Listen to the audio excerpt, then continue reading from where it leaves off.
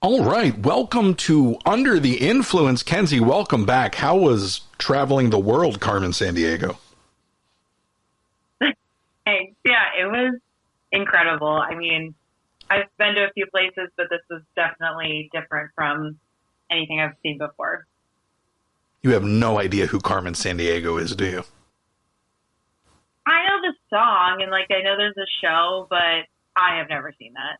Well, we're off to a good start. Welcome back. Tell everybody where you went real quick, please. Yeah, I went to Croatia. So I had a long layover in London. So that was nice to be able to go there for a night. I always love going there. And then we flew into Dubrovnik, drove up to Split, spent a day on an island called Hvar, and then went back to Dubrovnik, all in Croatia. So it was beautiful. Wow. You're always doing something. Yeah, I mean, this was a bucket list idea. I feel like, we've done France and Spain, and, my fiance's been everywhere around the, I guess the continent of Europe, and then we did Asia last year. But Croatia was really interesting. I tell people that it's kind of like a mix of Italy and Greece, especially when it comes to the food. It was a lot of Italian and Mediterranean type cuisine, so lots of seafood, pasta. We did an olive oil tasting, which was really interesting. Yeah, people were like, well, how do you taste olive oil? But you can. It's a thing. I feel like an olive oil snob now, which is funny. But, there's wineries too, and I don't know if you know this, but Game of Thrones was filmed there, King's Landing. So they have merch stores all over, and they definitely capitalize on that. But it was really neat. And the ocean water is so clear. It's beautiful, so much history. And actually the Airbnb that we stayed in one of the cities had one of the walls was from the original palace. So it dates back 1,700 years ago. And the host of the place was telling us a little background story that when the guy bought the place, they had to bring in a contractor approved by the city to recreate the stone. So it kind of matched the rest of, that historic wall. But yeah, it's crazy how incredible that Airbnb was, and the rest of the whole country was just beautiful. It's funny because you're reacting to my facial expressions because we've got video now, and you said olive oil, and I immediately perked up. So, but listen, I don't know where you're going next, but I know you're always up to something. I know you were already wedding planning last weekend. Oh gosh, this past weekend. Anything you want to share? Oh yeah, I think maybe as of it's a Monday right now, so maybe as of this evening I'll have a venue. So more to come, but I said yes to my dress this weekend. We've checked off a few boxes, but the wedding planning is insane. I'm a project manager at work, so it's coming into Oh, you're it's nuts. Beneficial that I have that background. I know, but this is a whole other level. This is the problem with you seeing my facial expressions now because I'm rolling my eyes. But I know, maybe it should, wait a second. Turn it off. Wait a second. You got engaged. You Yep. got on an airplane. Okay, Yep. and you went to 8 different countries. Maybe 2, 3. Yeah. 2, 3. When did you have, other than this past weekend, when did you have time to see enough things to pull the trigger? I know. We got back last week, Wednesday night, and my mom scheduled all of these venue tours when we were gone. And I told her, I was like, I don't want to know any planning or anything while I'm on vacation. This is the time for me to relax. And she just went crazy when I was gone. So I came back and she's like, I'm coming down Friday and we're going to tours all weekend. And I was like, great. But you already found the place? Yeah. I mean, that's how it goes. I don't know. I think we need to slow down here. I think we need, because first of all, have you heard of the Grand Floridian? Oh my gosh. No, absolutely not. Do you want to talk about? That would be a dream. Do you want to talk about the venue, or do you want to just wait until you get it confirmed? I'll kind of wait until I get it confirmed. But Okay. let's just say my wedding is going to be on a Sunday because of availability. Oh, okay. I thought you were going to say it was going to be on a boat. Is what you were going to say? No, but that's how crazy all of this has been. The entire calendar year for 2025 is booked up at the venue that I want, and then there's a handful of Sundays open. Fridays and Saturdays gone. Every single month of the year. So is this a venue that you've had your eye on? I mean, this is a place that's piqued your interest in the past? No, it's funny because I went to a wedding at this venue in 2017, I think, and I was just like, oh, it's cute, And then I had two other places on my mind, and the cost of them was just, astronomical. It was absurd how expensive it was. And when I went to tour this one again, I told my mom, I was like, I've been to a wedding here. I didn't really, it was fine. But then when we walked in, I was like, wow.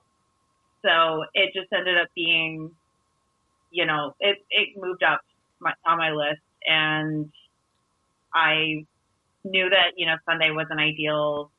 And that's definitely not what I wanted. But it's in the fall, and it's in an area where we spend a lot of time and where we got engaged, actually. So it's all coming together. Good. I don't think the day matters. Listen, the people that are going to show up for your wedding are going to show up on a Saturday or a Sunday. So yeah, exactly. Good for you. Listen, you're the kind of person, and I know this about you, just from other conversations, you'd be like, well, why go this big when we could travel instead? So I'm curious to see where your temperament will actually fall here in the planning process. Yeah, we'll see. I mean, my mom is the planner. She loves to entertain. So we joke that this is her party. And, Brian and I are just getting married on the side. So is it going to be is there going to be crazy entertainment then? Is she just going to cut loose and you guys are going to have, are there going to be circus animals? Oh my gosh, I wouldn't be surprised. I mean, she is going to bring in a band, and we might have a DJ too in between, when the band plays. But she's so excited. I mean, I'm the oldest, so this is her first kid getting married, and she's so excited. Probably the only child that's going to get married. Oh, wait, what? I mean, my sister, so that's funny you said that. You don't have to explain it. She doesn't listen anyway. Yeah, you're right. No, I mean, I'm actually... Tell your mom I said she can spend 2 to 1 because...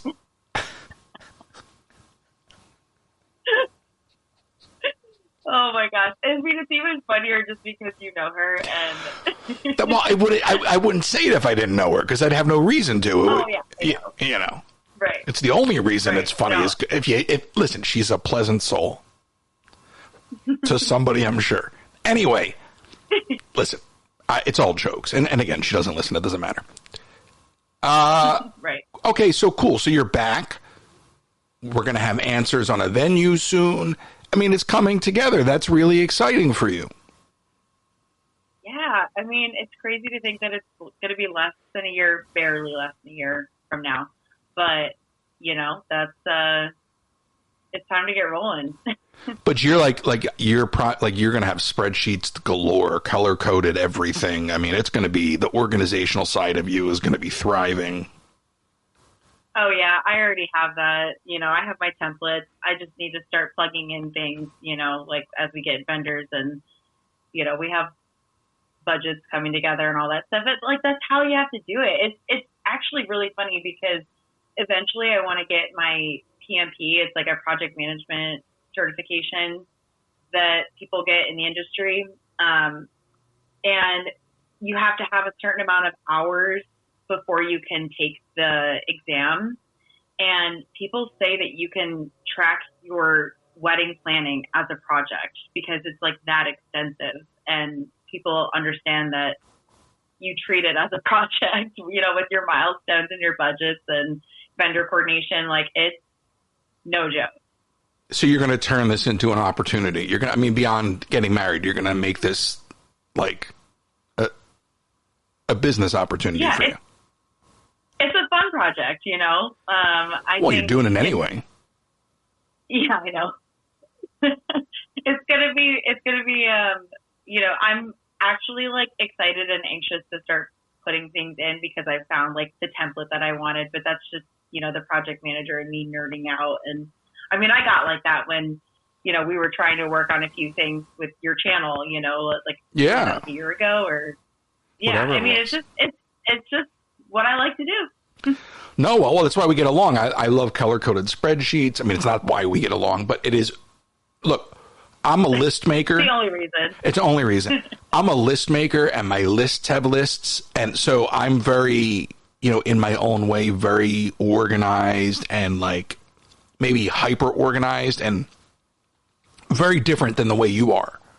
You are better organized than I am. You are much more corporate. I'm much more, because I used to produce TV. And I'd have like a scratch pad every day. Yeah. And I'd have things to do written sideways. And as long as they got scrapped off, by the end of the day, it went in the trash anyway, that page. So it's a much more organized chaos, my method. But like every day, I've got a little scratch pad. I use Post-it notes these days because I just have tons of them. And I make a list of what I got to do. And it's probably all written down somewhere else. And there's redundancy to my lists, you know, so it's a little chaotic that way, but nothing falls through the cracks. And in the rare occasion that something does fall through the cracks, I probably remember anyway, and then I obsess over how my system failed me. So I get it. Yeah, I mean, I'm actually like a paper and pen person, like through and through. I feel like it's not finalized until I jot it down online, but like on like a Word document or an Excel spreadsheet. But I just like to put my thoughts out there on, you know, a pen and paper. I don't know what it is. It's just how I am. I don't know if it's because, you know, I grew up with the notebooks and stuff, but you know, now you're gonna, every kid has a laptop, right? Now you're gonna try to lump yourself in with my generation and skew older. I see how it goes. Only when it's convenient. I'm the same way though. Well, you know, yeah. But I don't think it's just an age thing. Maybe the appreciation comes from that, from experience. I would say that there is something tangible about making a list on a piece of paper and scratching things off, and I don't get that. Yeah. Checking off something on my notes app. It's nice to have. I'm running around. I got a note. Great. But at the end of the day, I operate off of paper. Yeah. Yeah, me too. I think the thing with like this whole, I'm going to call it a project, planning this wedding, you know, there's people from, you know, I'm from Michigan originally. And so I got, you know, my mom and my dad helping with planning, so it's like it's just all going to be on a Google Drive or something. But first of all, I want access to the Google Drive. I just want viewing access. I don't need editing access. I'm not giving you editing access. You're going to call up my vendors. No, I wouldn't. I would do the opposite. It's funny that you went right to the vendors, because I'd go, listen, Kensie, we can get a better deal on this vendor over here. I've got a better vendor for you. I've saved you $5,000. Well, it's funny because my sister's going to be my maid of honor, so you know she's going to be fully into the planning mode too. But you know she's in marketing; she's not in like the project management phase. So no, you are very different creatures. It's kind of amazing. You are a very organized.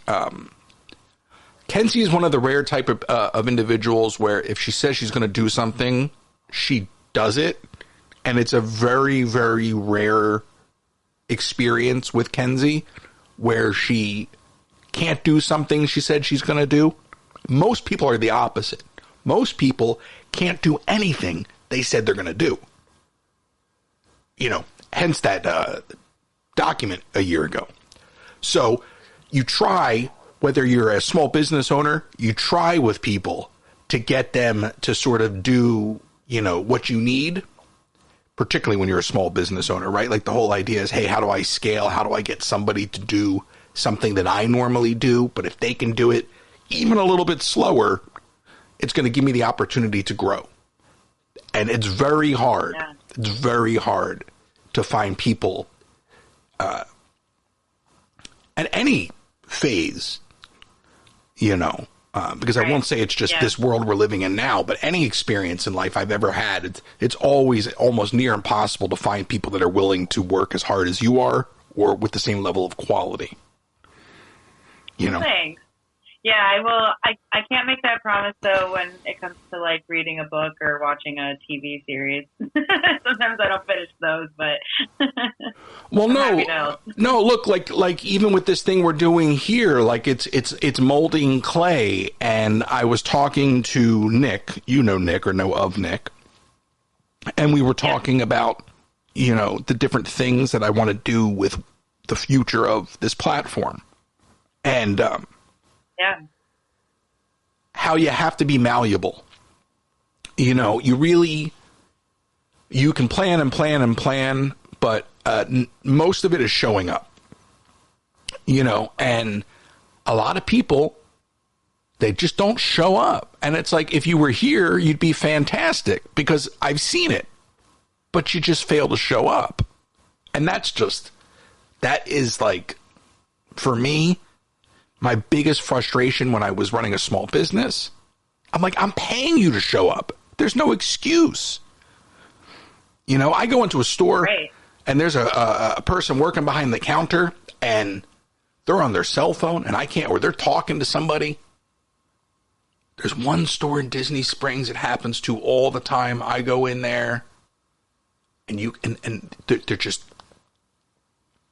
entering it up at the register. Two of them. That's Yiddish. Yeah. They don't stop, and you're waiting to transact, and I'm like, do your job, stop talking. I've literally walked out of that store twice and not bought something because they're yapping I digress. And listen, to bring that fully back to Disney, it is a quality. There's the quality of the employee and there's the quality of the customer, right? And what I've noticed with Disney is they've had to trade off in order to get quality. They've had to trade off of trade off isn't the right phrase I'm looking for. They've had to dismiss some of their prior appearance policies. I made a comment on the live about a guy working at the train station in Magic Kingdom a couple weeks ago. He had dreadlocks. I'm like, dreadlocks? Like, a Disney cast member shouldn't have dreadlocks and tattoos. I don't have a problem with either, but that is not the look of the brand.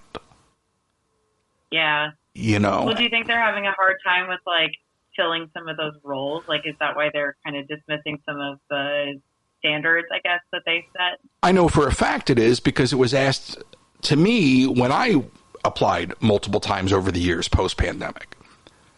And they've made it very clear it is. And if you apply, they'll even ask you if you're applying because of the relaxed standards.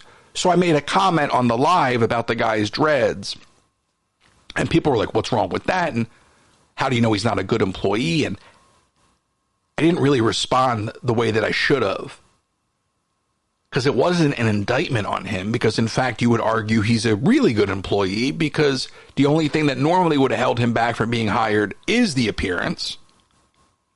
Mm-hmm. And they're forgoing that now because they need a guy like that, So it's kind of hard to cherry pick the best of the best, and you can't have it all.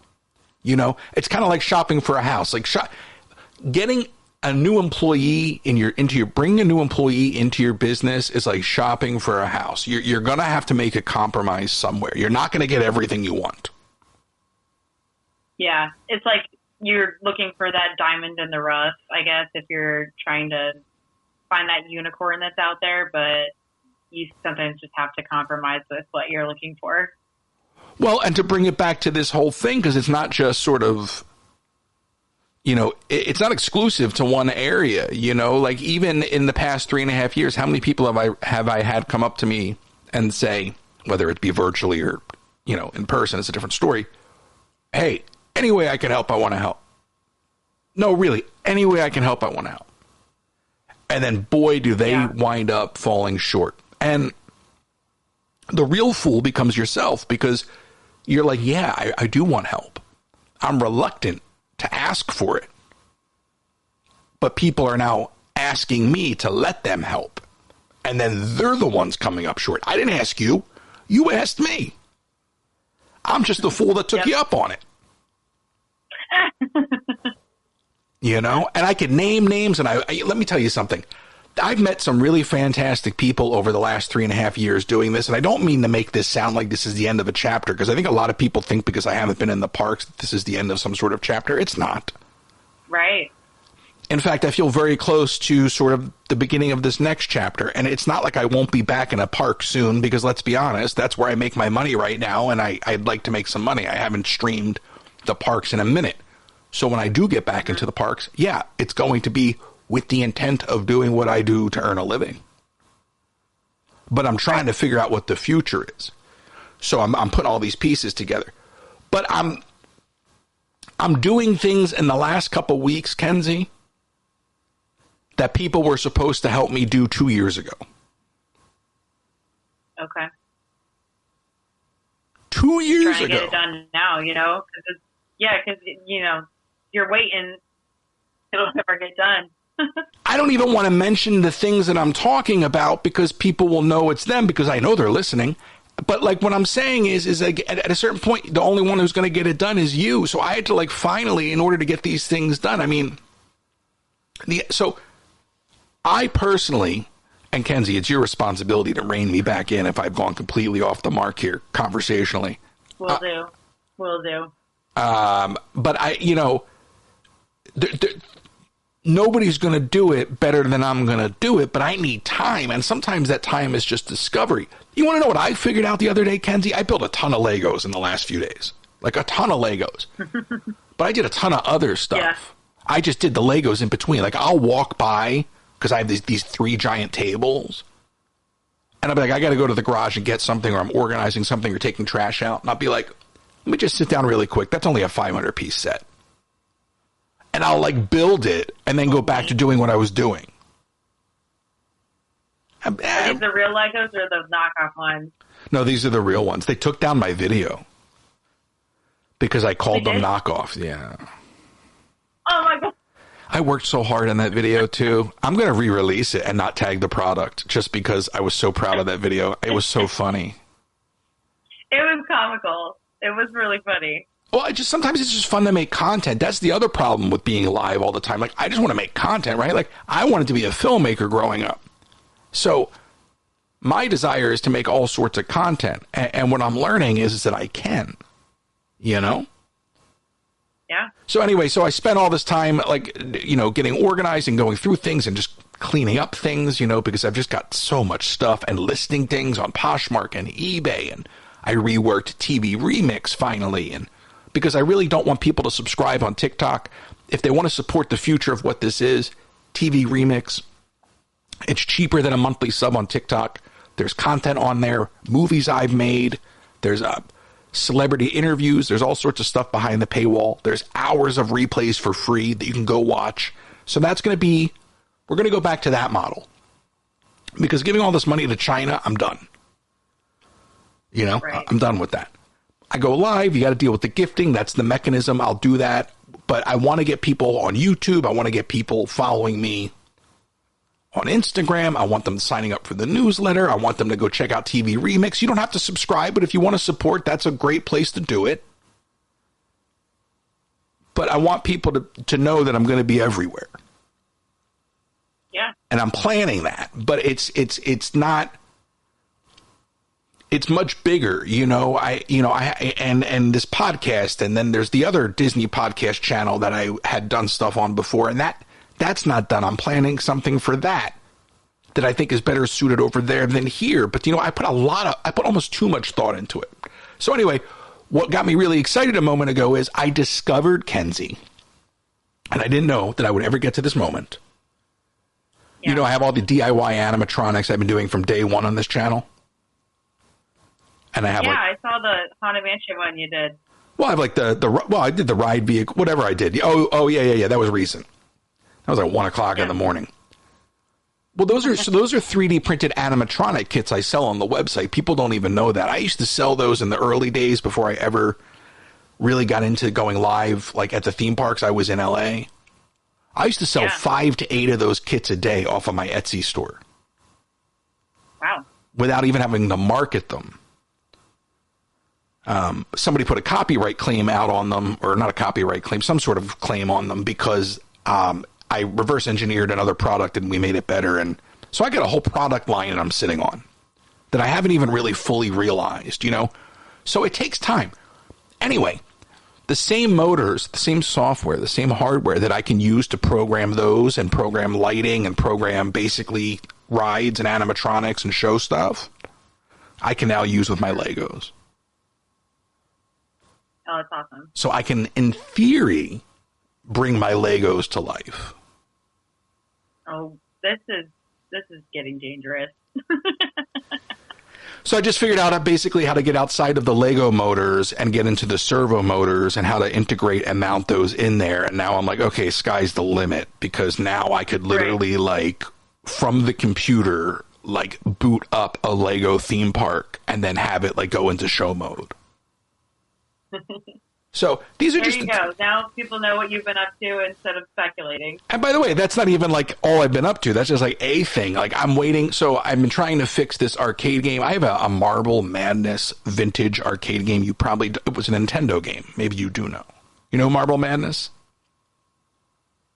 No, I'm sorry. It's all right.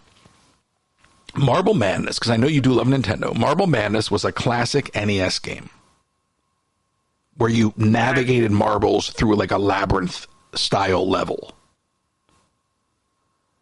So, despite it being a Nintendo game, in its arcade form, it existed in an Atari system.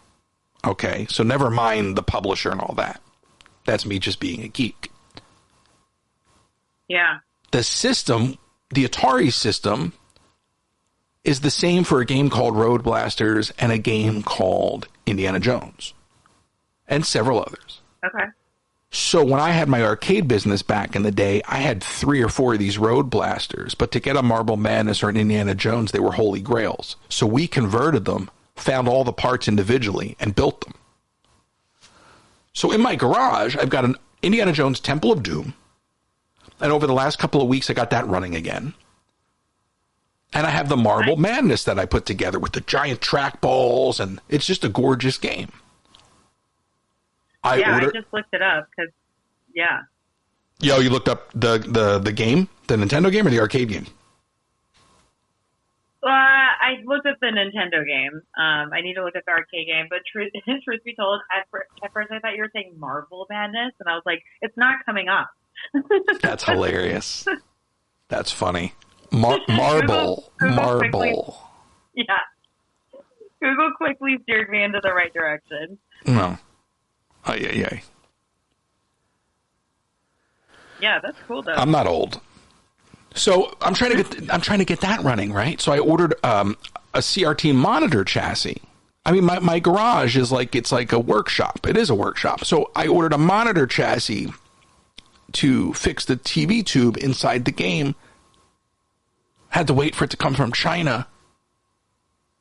And they lied, and what they sent me is not the correct monitor chassis. So I had to order another one, and I'm waiting for it to come from China. Oh, boy. How long does that take? It could take a couple weeks. This one should be here in a few days at this point. But, it's just sort of... Oh, that's not bad. No, and nonstop. And I'm still dealing with the Elgato nightmare, if you remember that, with the video capture thing. After all that, I'm like, y'all are paying for it. I said, y'all are paying for this. Literally, you're reimbursing me because I spent hours trying to get this running, and I finally last week, I got the cable that they told me would finally solve the problem, and guess what? It doesn't work. Oh, shock. I'm so shocked right now. But, so I've just been nonstop. I was listing stuff on eBay. Kensie, I was testing Nintendos and Super Nintendos and Sega Genesis, and I was testing PlayStations and just listing them on eBay. N64s that I'm trying to get running. So I've just been doing, you're busy. yeah, I've just been doing, and I've been enjoying myself, but like, I'm not, you know, like at some point people will start buying things off these listings, and I promoted the Poshmark once. I'm not really looking to push the eBay to the audience. I'm really not interested. I'd rather keep them separate. Because you know what? Honestly, between you and I, Kensie, yeah, there's a certain type of person that'll buy something just to annoy me and tell me it's not working. And I already get people on eBay who want to buy arcade stuff. And this is like, if you don't know what you're doing, you'll get electrocuted. And the questions I get from people that want to spend $400 or $500 on one thing, I'm like, with the questions you're asking me, you shouldn't be in this game. It's dangerous in there. Yeah, they don't understand like the maintenance that comes with it. Right. So I don't want, you know. So I'm not like talking about the eBay thing because I'm trying to push it. And I put the Poshmark link out once just to do it. And we're set up here in the podcast room. And we can do video and go live up here. So the future is bright. And we'll be in the park soon. But I don't know I really don't know. I haven't fully figured it out yet. You know, that's my update for you. That was on my list to talk about. I do have to tell you a really since I mentioned animatronics, a tangent here. You saw that Haunted Mansion video with the skull. I did, yeah. So that skull didn't have a mount in it for the motor. And I've been sitting on that skull for years, and I wasn't sure. So I was like, well, why don't I just like 3D print a skull? I've got the printers upstairs. I've got the materials, and I'll just shoot the printer film. Like I'll film the printer printing the skull, and then I'll be part of the TikTok video, right? Yeah. But printing a skull is going to take like 5 hours.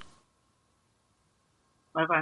So I go upstairs with the tripod and the iPhone, and I got the printer going. And because of the nature of this printer, like the filament is spooled on the outside because the replacement reels don't fit on the inside. If you even know what that means, if you don't worry about it. So anyway, so the plastic filament that feeds into the machine, my Stungatz self thought, why don't I just take this spool of filament and stretch it out so it doesn't get tangled? Because it usually gets tangled and then it snaps and it breaks because it gets brittle, you know? Yeah. Because the idea is a printer melts it down. So I pulled it and I outstretched it and I kind of put it into the door frame of the doorway. And I'm like, I'll just close the door. There's enough filament there. Yep. Worst case scenario, the filament was going to snap anyway. So if it snaps this way, no loss, right? Because it just happens. Right. I go to do something else. I think I actually left the house for a minute. Oh my gosh. And like went to Starbucks. Is that a rare occurrence? I left the house in the sense that I didn't hear the printer go flying off the table. Oh gosh. The filament didn't break. This filament breaks all the time. It was so strong. The one time it gets completely launched. How did the printer ingests the filament? Like it pulls it in, right? So think like it's pulling it in. It didn't break. The filament was stuck in the door frame. It yanked the printer off the table. It smashed the printer on the ground. Is the printer okay? No, it's done. Oh god. I got 3 more. I got 3 more sitting right next to it, so I'll just use it for parts. I wasn't even mad. I was like, oh, you idiot, you know? Yeah. But I've had these printers forever. Yeah, lesson learned. Whatever. I've had these printers forever. And so I go downstairs and I get on the website. And this is like, it's probably like 11:45. It's like almost midnight. Yeah. And there's somebody on the website chatting with me because they're in China. I do a lot of conversing with China, okay? And I'm like, listen, it's my fault, although it is based off of a design flaw on your product, and I have more of these, and I've never had a problem in years, but the printer went flying off the table. They're like, what do you mean it went flying off the table? I told them. They're like, can you send us pictures? I'm like, what I just said. Yeah, I'm like, I can't send you pictures. I already picked it up. Like, and then I thought about, like, what am I going to, like, go back up there and put the printer on the ground and reenact the crime scene? You know? So I was like, no, listen, it's my fault, but do you have, like, you've sold me refurbed before, like, what do you have? We don't have anything. You can't help me out with anything. Like, I got 2 other printers, but, like, those are a mess. Like, they're just, you know, they're years old. So I'm like, so you can't do anything to help me? They're like, no. Sorry, we really wish we could. I said, let me ask you a question. Do you have, like, free samples for influencers? Like, do you do any, like, influencer kind of things? Yeah. And she was like, yeah, we do. Contact this lady. So I email her. She's now emailing me back. It's like 1:45 in the morning now. And she's like, oh, I'm looking at your TikTok, but you do a lot of lifestyle. I'm like, I used to do a lot of DIY. I got a lot of moms and their kids, and this would be perfect. So she's like, we have a brand new printer coming out next month, and we're going to send you a brand new printer next month. So, hello, product review, new printer. It ties the animatronics and the Disney DIY into everything. You know, I've been doing these silly product reviews on TikTok anyway. Here's a chance to do a legit one. Yeah, that's awesome. So a little positive. Yeah. It's funny because, like, you know, I've obviously been following for a while, but I wasn't around during the DIY stuff. So I'm kind of shocked that you don't get the question more on, like, the name of the channel, because, you know, the main focus is obviously, like, the parks and stuff like that. So it's cool that this is all coming kind of full circle. People aren't that observant, you know? Yeah, that's true. That's very true. But yeah, I mean, I think, or let me ask you, do you think that people can expect more DIYs then with this printer? Yeah, I think so. And I mean, at some point, content? I think that I'd like to introduce the animatronic kits and do some more educational stuff. I'd like to basically share more aspects of my geekiness, my, you know, the various experiences that I have in any given day, that I, you know, whether it's gaming or Legos or arcade repair or tinkering with animatronics or other gadgets in the garage. You know, they call it STEAM, they call it STEM. For me, it's all gadgets and gizmos. And so there is certainly an overlap there, you know, particularly in the Epcot of it all. These aren't. Yeah. And of course, if you want to go through the lens of Imagineering, there's that too. But I love technology, and I think being able to go through the park, go walk through the Magic Kingdom and go, hey, you know what? That's really cool. Let's replicate that effect. That would be a fun experience, and go on that journey with me. Yeah. You know, and it's kind of like a hobby. Well, this whole thing is a hobby, right? I mean, it's a hobby you're turning into a job, and if I can, it's just sort of like, I've done a lot of different things in my years, and I feel like the audience doesn't even know me. You know, it's like, you know, you expecting me to host a Disney Live every day is fantastic, and I love that there's an audience, but you don't know that I'm capable of this and that and the other, or that I've got a track record, you know, a public track record of doing this, that, and the other. And we're too late into the show to get into all this right now. But, you know, I'll often forget. I'm like, oh man, I was involved in that, or I worked on that.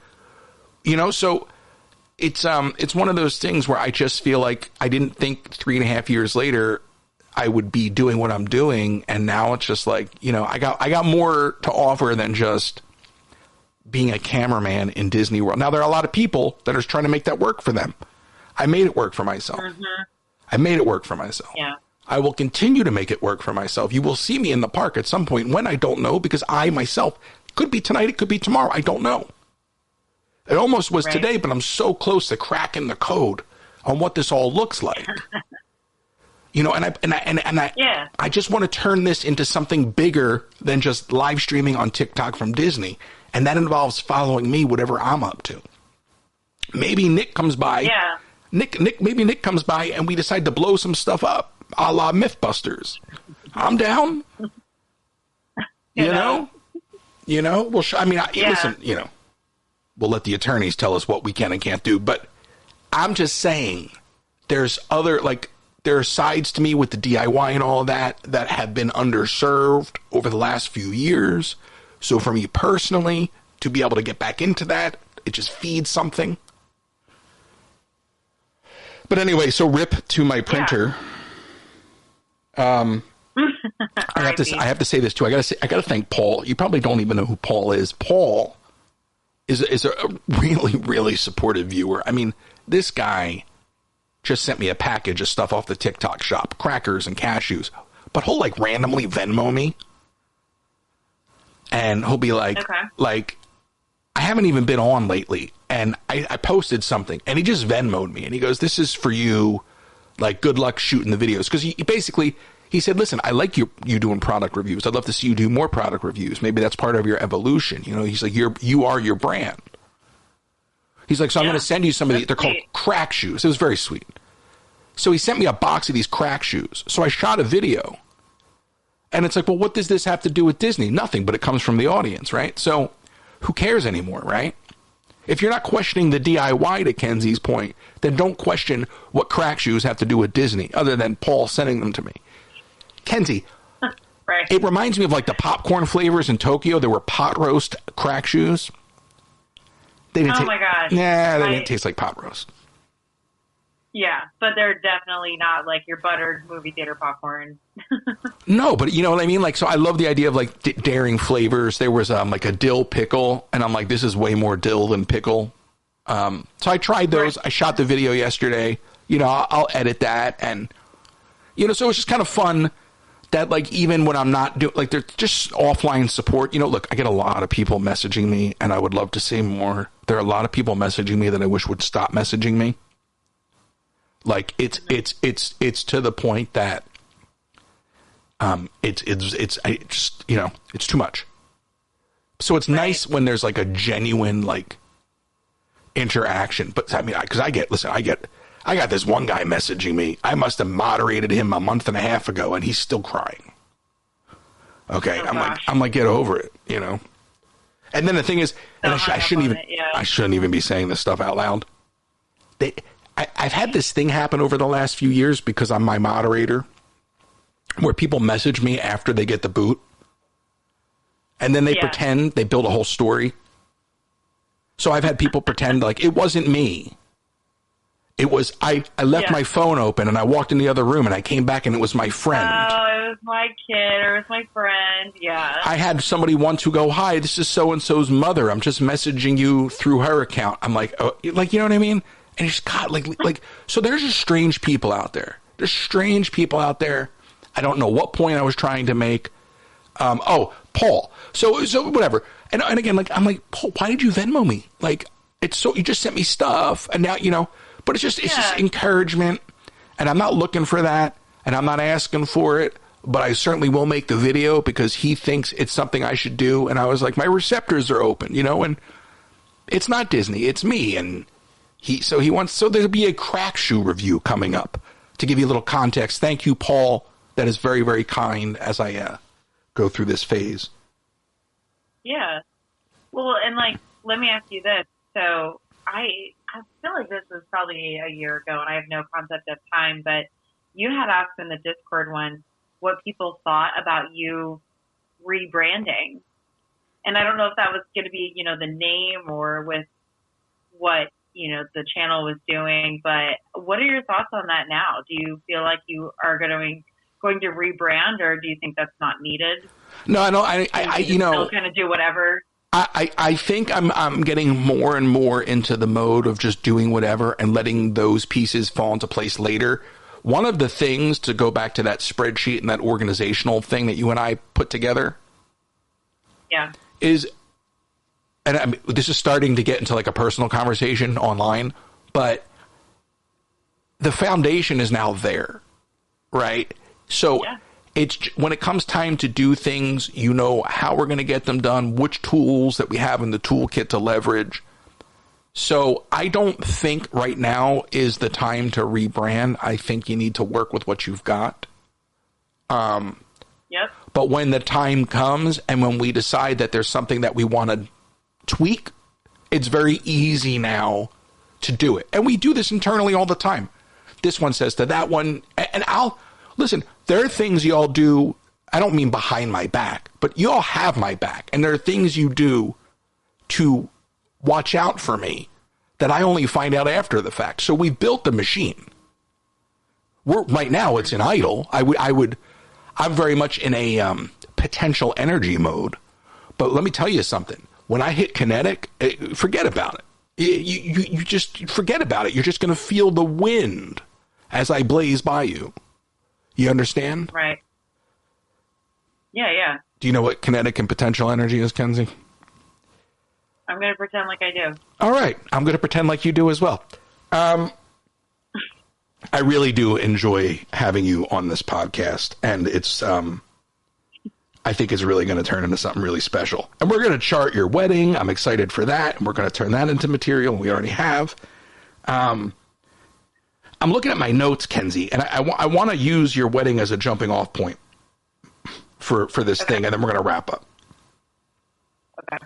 But first, I have to tell you one more quick little anecdote. Otherwise, it doesn't fit in for the rest of the podcast. Okay. So I don't like Twitter, but I think Twitter is fantastic because of the way it ties into the news cycle, and it beats the typical mass media news cycle. So I don't like Twitter, but I do use Twitter. I do go on Twitter. Yep. And I have a fake account that's got like 70 followers, and I don't even do anything on it. Every once in a while, I'll write a tweet, and if I don't like it, I'm like just trying to get a tweet to pop on this burner account, you know? And if I don't like the tweet, I'll just delete it. So I came up with one the other day, and I said, I should just read it to you. Hold on, because it's funnier if I just read it the way it's written. Yeah, I need verbatim. Yeah, and then I used to use Twitter like all the time. That was like my social media platform in college, and like I almost want to delete it. You know how those come back and haunt you? Wait, you almost want to what? I almost want to delete my Twitter account. Like, I use it for news, like you said, but, like, I used it so much in college that I have, like, 20,000 tweets or something, and I'm like, this is going to come back and haunt me someday. Like, I don't want all of this out here. You know, like, whatever my brain was doing when I was 19 years old. Yeah, no, you should scrub it. I don't know, are you walking around or something? No. Oh, you're just choppy. Oh, sorry. No, I'm not. Okay, so I wrote, my Amazon Echo just refused to tell me the weather because last night I muted her. Was there an update?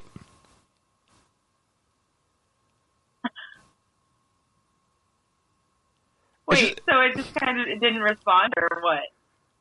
No, it's not even true. I made it up. My Amazon Echo just refused to tell me the weather because last night I muted her. Like, I was just implying that she was vindictive. Like, last night I muted her, so now today she won't tell me the weather. My fiance always yells at her like that. Like, I'm shocked that she still responds to us or doesn't send us, like, hate mail or something. Like, well, listen, obviously, the sarcasm and cynicism wasn't just lost on you because nobody liked the tweet, but the Amazon help desk responded. Oh, my gosh. So I'm now having a full conversation with them. So they wrote, hello, when an Echo device is muted, the microphone, and these are all bots, but they have different names like Alex and Rich or Rick. And they said, hello. Yeah. When an Echo device is muted, the microphone is disconnected, meaning it would not hear your request to process it. Alex. I said, thank you. I asked her to unmute, but it won't work. Is there another update? Yeah. Please phone or chat. We're available 24/7. I wrote, I called earlier, but you didn't pick up and your voicemail's full. And they wrote, kindly see this link for more on turning on your Echo's device, or send another DM for further help. We'll be happy to help. Tom. I wrote, thank you, Alex. They got all these random people. I wrote, thank you, Alex, Rick, and Tom. I appreciate the support. And they said, you're welcome. Reach back out if you ever need anything else, Rick. So at some point I'll keep going, but I'm having a relationship with an Amazon bot and nobody's watching. Amazon's keeping that account alive. That I am, and I don't know what I want to say next because I kind of just want to check in and just be like, Merry Christmas, Rick. Like, So we'll see. It's like, I'm not asking for help. I'm just saying how you're doing. Well, you guys were just so supportive. You were there for me, and now I'm feeling despondent. So anyway, so that's also what I've been up to. And I have to, speaking of what's next, I got a message from, and I didn't even open it, but from a viewer saying that she listened to the podcast last week and she had all these thoughts. And like, I don't want to just like get into a whole like thing like that. So it's kind of made me think, excuse me, it kind of made me think that we should do a call-in show, because I'd love for someone to like call in and express those thoughts, you know? Yeah, I like it. I mean, I know we talked around people submitting debate topics when we did that show a while ago. So I'd be interested in throwing something out there to see like what questions people have. But yeah, so I could turn into something. Well, we could put that into the newsletter if you want. That's very, see, again, we have the backbone, so we could very easy make that, put it in the upcoming newsletter. Yeah. All right. So you're getting married. You're getting married. Yep. Would you spend $93 on 4 slices of wedding cake? $93? What a specific question. The cake bake opened up on the boardwalk. Oh, yeah. And there's this nudnik that does like Disney reviews on YouTube and stuff. He's like one of these guys that gets media invites, and he went and spent $93 on cake bake to do a review. And he's just like, you know, between the price gouging and the vlogging and all of that, like I'm just so over it. Like, I remember when the really expensive sushi restaurant opened up in Epcot. Like, people are flocking to spend money. No wonder they're gouging. Anything new and shiny at Disney, people flock to, no matter what it is. But so what's funny is I've actually been to the cake bakes in Indiana, like, a number of times. I'm only 2 hours from the one in Carmel, Indiana. So I'm actually curious, and I haven't looked it up, if there's a price difference. Oh, unequivocally. Disney, you know? And they lowered the prices because there was an outcry. The amount of increase, listen, the amount of price increases. What's that? They did? That was a question. Yeah. No, they released their prices at Cake Bake. Okay. And then everyone got annoyed that they were charging $14 or something for like a peanut butter and jelly sandwich, whatever they were charging. So they went out and they said they lowered all of their prices. Apparently, they lowered some prices, and then other things they lowered by like a penny. But they got away with saying they lowered all of their prices. So immediately they had to do that. But you got this guy going out there because he wants his media passes from Disney, all right, this nudnik Tom, okay, spending $93 on cake, and then he's over there when they're hiking up the prices on all the food across the parks, because in the last 2 weeks, Disney has had a handful, at least 6, if not 8, different price hikes across the parks, okay? Across parks and experiences. Yeah. They have done price hikes across the board, and this guy is on his little YouTube webcast saying if a $4 increase or a couple dollar increase on your food at Disney is really hurting you, then maybe you shouldn't be going in the first place. Is this the kind of messaging that Disney wants from their bloggers and their vloggers? These are the people that you're inviting to media events, and you have him out there telling people that this is what you should be doing? Or in other words, if you can't afford to come here, don't. Shame on you. Tom, you're a disgrace. If I ever see you in the park, I'm not going to do anything. But you're a disgrace. You're a disgrace. Shame on you. Also, honestly, and I'm just going to be really cruel for a second, Kensie, I've seen pictures of this guy. 4 slices of cake is not something he should be investing $93 in, okay? Oh, no. Yeah, no, seriously. Yeah, I mean, what are you going to do with all that cake as one person anyway? Like, speaking of somebody that's been to these cake bake stores, like he ate it. What do you mean? What's he doing with it? He bought 4 slices of cake for $93. He rope dropped it. He was the first person in the cake bake. The guy woke up with his wife and he said, honey, we're getting to the cake bake at 4:30 in the morning. We're going to be the first person at cake bake. I'm going to get all the clout today. I'm going to get it on Twitter and I'm going to get it on YouTube. And we're going to get 4 slices of cake and the defibrillators in the car because you know I shouldn't be eating this, but I got to get attention. Defibrillator. Oh my God. He's gonna need 4 slices of cake. The guy already looks like he's one artery away from a heart attack. Yeah. One clogged artery. I got a little worked up. I apologize. No, I'm actually looking at like the price difference though with the one in Indiana. Like, so the Pixie Fetty cake is my favorite. That's like $16 in Indiana. It's $23 at Disney. A $7 increase. A $7 increase.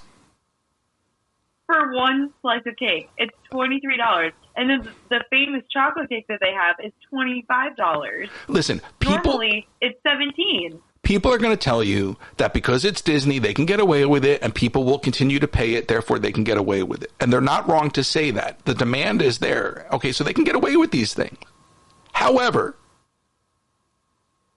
it is antithetical to what Walt set out to accomplish, to keep gouging your customers and making it inaccessible for future generations to come and enjoy these parks as a family. These parks were built for parents and children to enjoy together, and they're supposed to be accessible and affordable.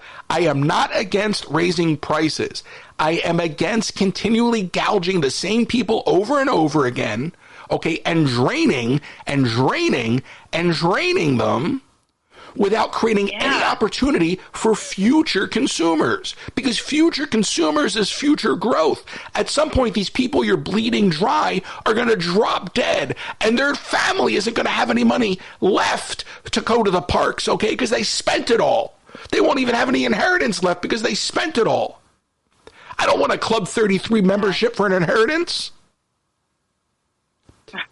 So you're gouging.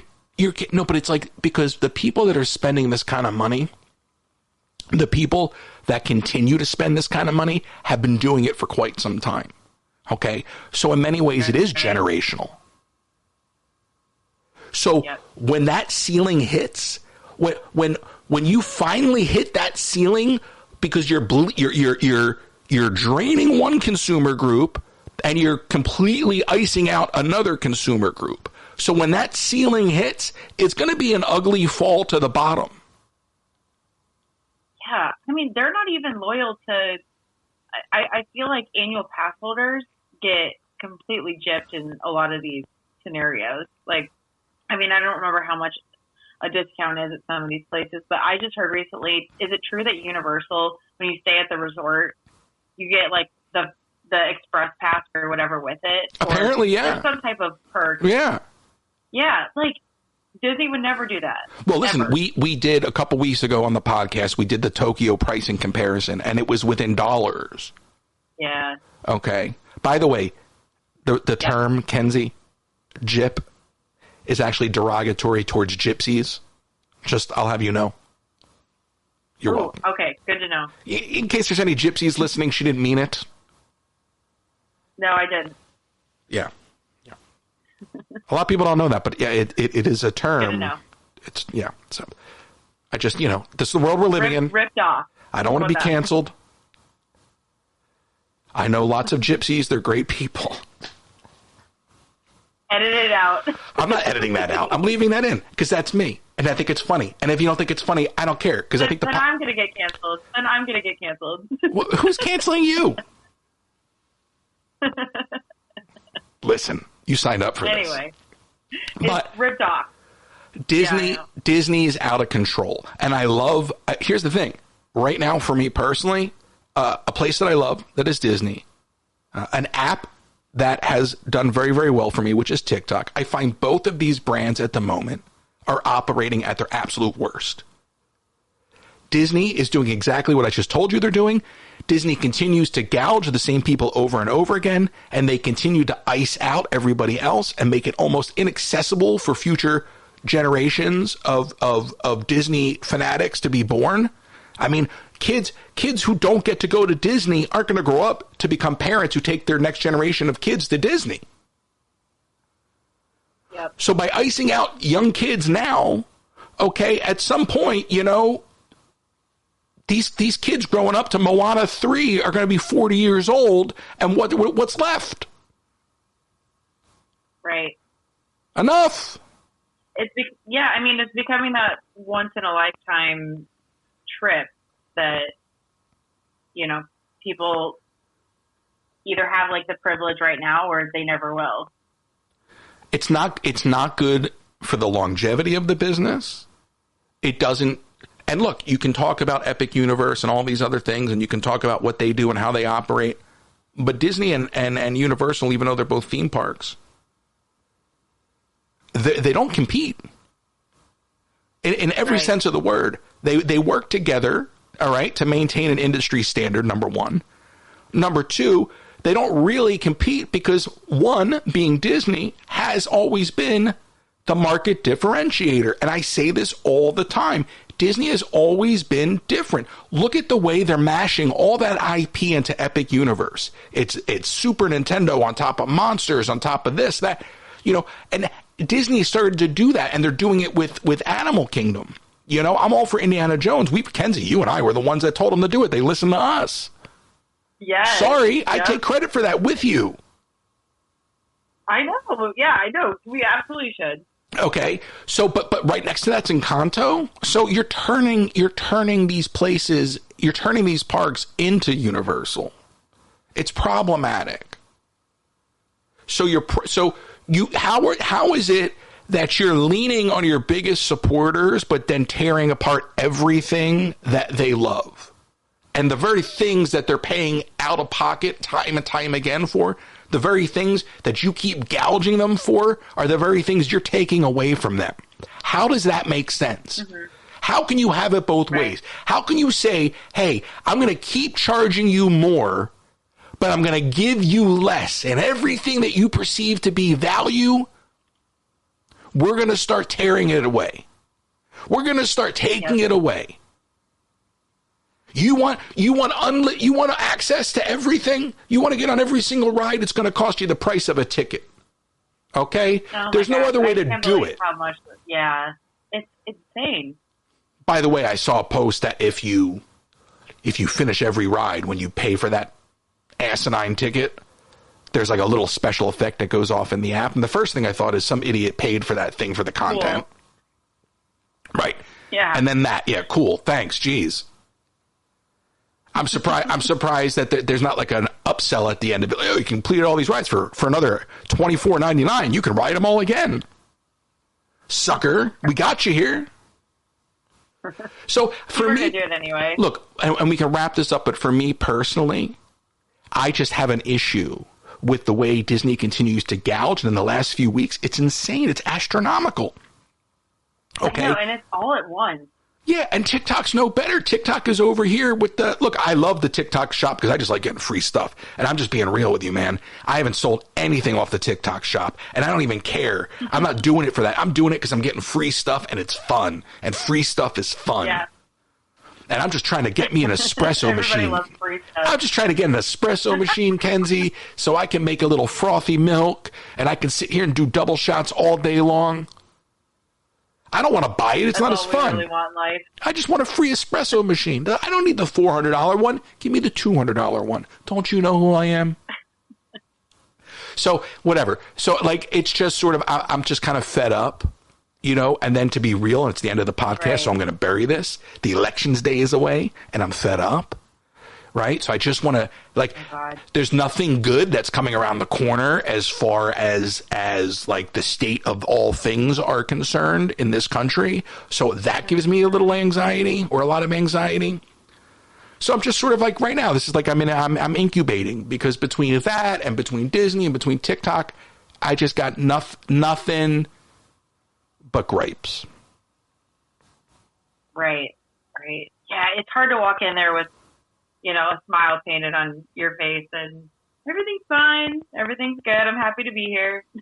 But I'm not, and I can't do it. And look, I'm always going to be a straight shooter with my audience. And you will see me in the parks very soon. I need to make some money. Like, I'm just being real with you. Like, you'll see me in the parks. I need to make some money. Like, that's just the way life is. Like, yeah, people know it's your job. Right. So I will be in the parks soon, but I've just been building this foundation for things that I've been thinking about for years. And I've been getting things checked off my list that other people said they'd help me do that they never did. And that's not a knock at them. It's just sort of letting you know that at the end of the day, This is a one-man show. And I'm fortunate enough to have people like Kensie. You know, I really am, Kensie, and I hope you understand. And again, I'm burying this at the end. But like I missed you last week. I really did, because it is so nice to have just a couple people around you in life. And I know you don't think you're normal, but just a couple people around you that are just normal human beings. They just get it, you know? Right. Yeah. And yeah. I mean, I love doing this podcast. You know, whatever journey this goes on, I'm not only happy to help, it's just fun. It's nice 3.5 years into this to go, oh, look at the positives. And oftentimes the negatives tend to be louder. So that's just me stopping and appreciating what works. So. Yeah, absolutely. Anyway, we'll do this again next week. I like what you said there, and I think we'll see where this goes. We'll see this evolving. Maybe add some video. Maybe start putting it up on YouTube. Maybe taking questions from everybody and phone calls. All these different things. We'll figure it out as we go. And until next time, we'll see you then. Appreciate you, Kensie. Yep. Thanks. Thanks. Bye. I got caught off guard there. I was like, oh, yeah, thank you. All right. We'll see you all next week. Bye.